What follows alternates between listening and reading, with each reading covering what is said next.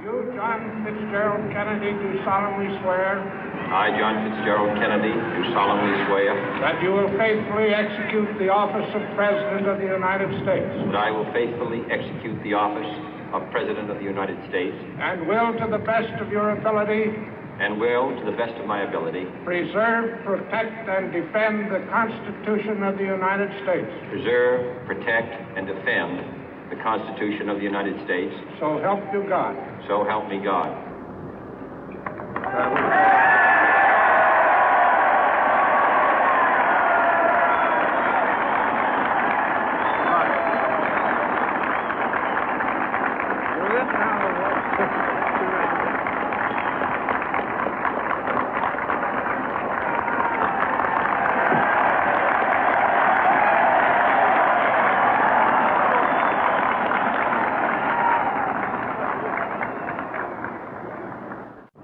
Vice President Johnson, Mr. Speaker, Mr. Chief Justice, President Eisenhower, Vice President Nixon, President Truman, Reverend clergy, fellow citizens.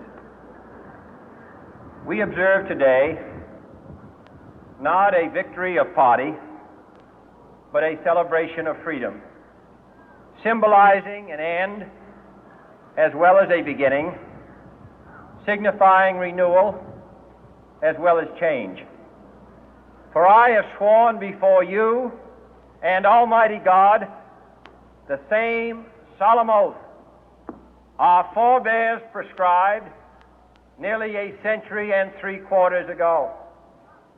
The world is very different now, for man holds in his mortal hands the power to abolish all forms of human poverty and all forms of human life.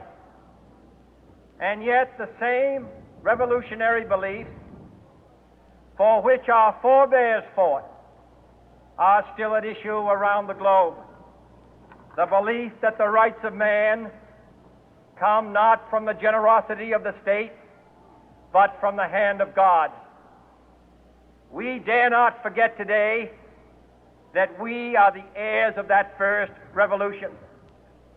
Let the word go forth from this time and place to friend and foe alike that the torch has been passed to a new generation of Americans born in this century, tempered by war, disciplined by a hard and bitter peace, proud of our ancient heritage, and unwilling to witness or permit the slow undoing of those human rights to which this nation has always been committed and to which we are committed today at home and around the world.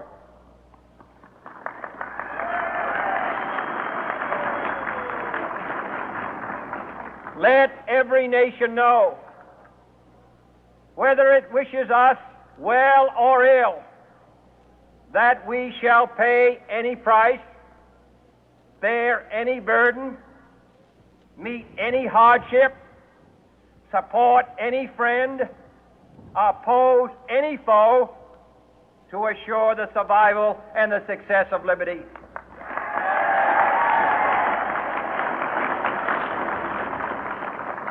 This much we pledge and more.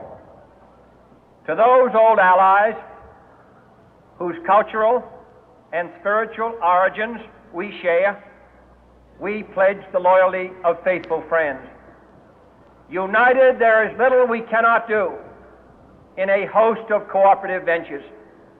Divided, there is little we can do, for we dare not meet a powerful challenge at odds and split asunder. To those new states whom we welcome to the ranks of the free, we pledge our word that one form of colonial control shall not have passed away, merely to be replaced by a far more iron tyranny.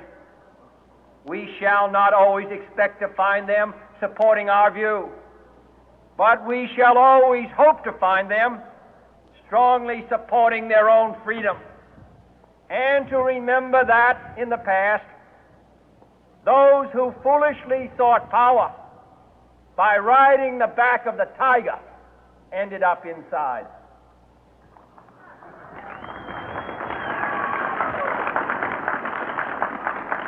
To those people in the huts and villages of half the globe struggling to break the bonds of mass misery, we pledge our best efforts to help them help themselves for whatever period is required, not because the communists may be doing it, not because we seek their votes, but because it is right.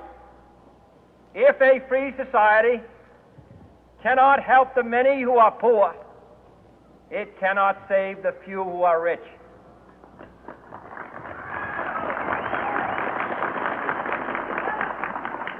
To our sister republics south of our border, we offer a special pledge to convert our good words into good deeds, in a new alliance for progress, to assist free men and free governments in casting off the chains of poverty. But this peaceful revolution of hope cannot become the prey of hostile powers. Let all our neighbors know that we shall join with them to oppose aggression or subversion anywhere in the Americas. And let every other power know that this hemisphere intends to remain the master of its own house.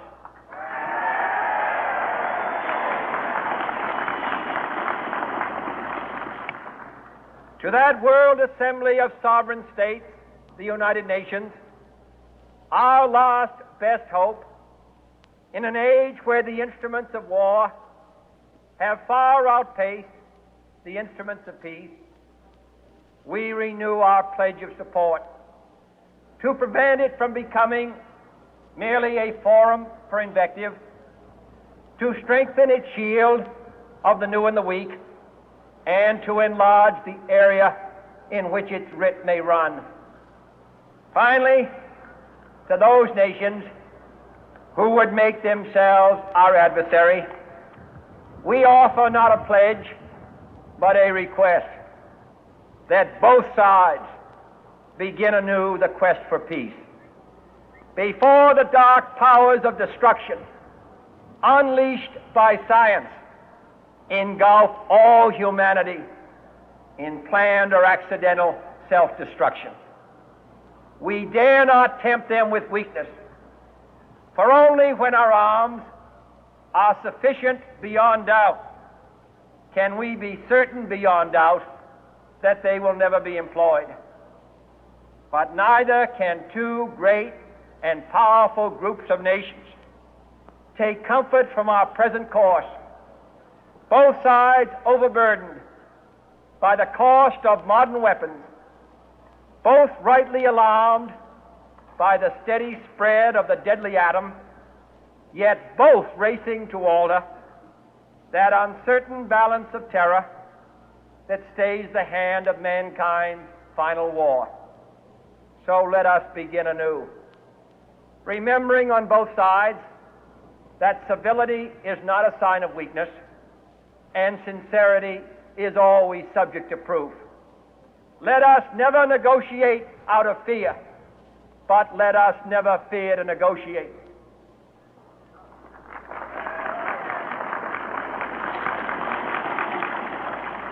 Let both sides explore what problems unite us, instead of belaboring those problems which divide us. Let both sides, for the first time, formulate serious and precise proposals for the inspection and control of arms, and bring the absolute power to destroy other nations under the absolute control of all nations.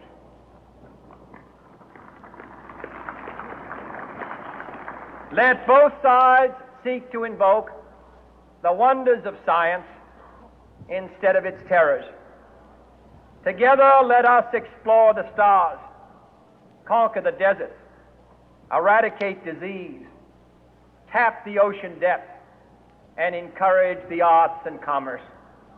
Let both sides unite to heed in all corners of the earth the command of Isaiah to undo the heavy burden and let the oppressed go free. And if a beachhead of cooperation may push back the jungle of suspicion, let both sides join in creating a new endeavor, not a new balance of power, but a new world of law, where the strong are just and the weak secure and the peace preserved.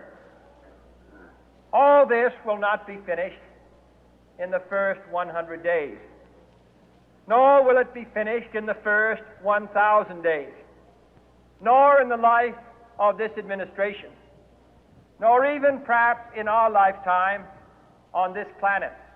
But let us begin.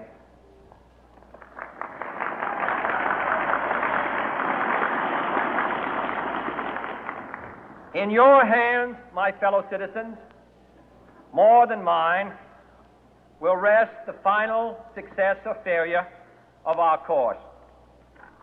Since this country was founded, each generation of Americans has been summoned to give testimony to its national loyalty. The graves of young Americans who answered the call to service surround the globe. Now the trumpet summons us again, not as a call to bear arms, though arms we need, not as a call to battle, though in battle we are, but a call to bear the burden of a long twilight struggle, year in and year out, rejoicing in hope, patient in tribulation, a struggle against the common enemies of man, tyranny, poverty, disease, and war itself. Can we forge against these enemies a grand and global alliance, north and south, east and west, that can assure a more fruitful life for all mankind? Will you join in that historic effort?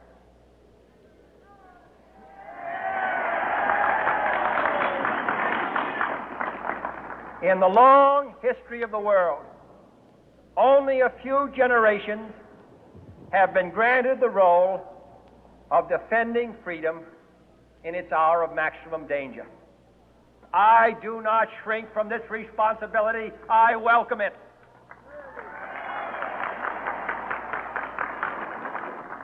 I do not believe that any of us would exchange places with any other people or any other generation. The energy, the faith, the devotion which we bring to this endeavor will light our country and all who serve it. And the glow from that fire can truly light the world. And so, my fellow Americans, ask not what your country can do for you. Ask what you can do for your country.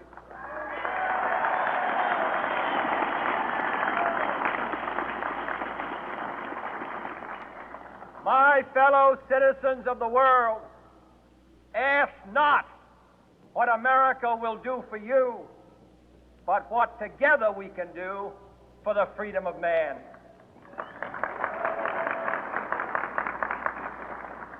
Finally, whether you are